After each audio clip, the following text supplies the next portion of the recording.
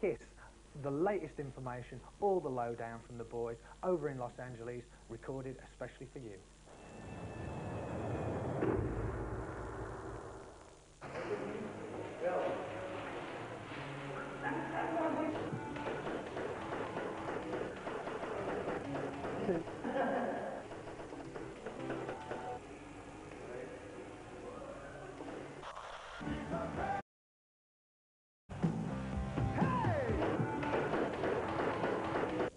Something happened in the middle of this last tour. We were on stage for 2 hours, two and a half hours. Yeah. You know, we'd look across stage at each other. I'd look at Bruce, and he'd be sweating his balls off, which is why he doesn't have balls today. Everybody just be working his ass off, and then you notice that certain songs worked much better and felt more Kiss-like than other material. And when we got off tour, we started writing material, and everybody had the same frame of mind. Oh, I feel a lot of the new stuff is more riff-oriented and a lot harder in the sense of aggressive guitars.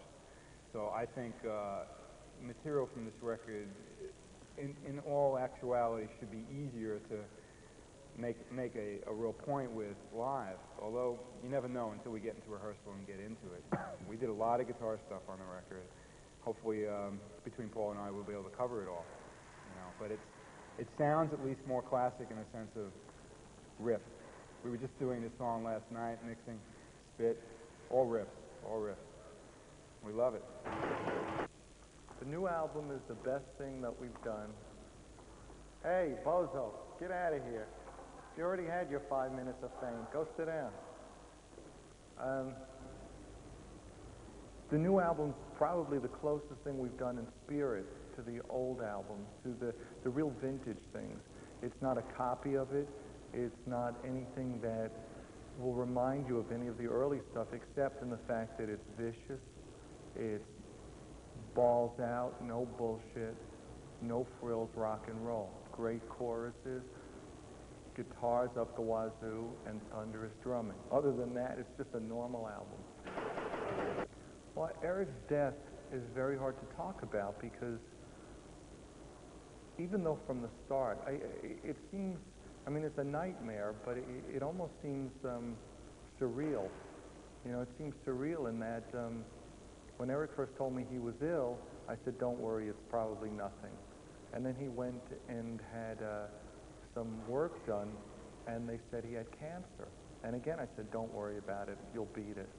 And it was always a series of don't worry about it, it's going to get better. Even though the doctors were saying that basically from the time he was diagnosed, he was doomed. Human nature, and when you love somebody, you believe that they're going to make it, or that they're just going to be ill forever, but they're going to remain. So his death was really a nightmare for us. Eric Singer played with us on God Gave Rock and Roll to You, which was the track that we cut that was a massive hit in the UK. We cut that, when did we cut that? May. In May. 91. And at that point, I had played with Eric when I did a solo tour around the state.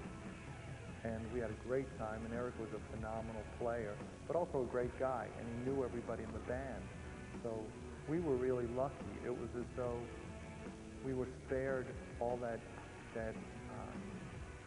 real torture of auditioning people and trying to get to know somebody when you can virtually draw somebody in who's actually in the circle.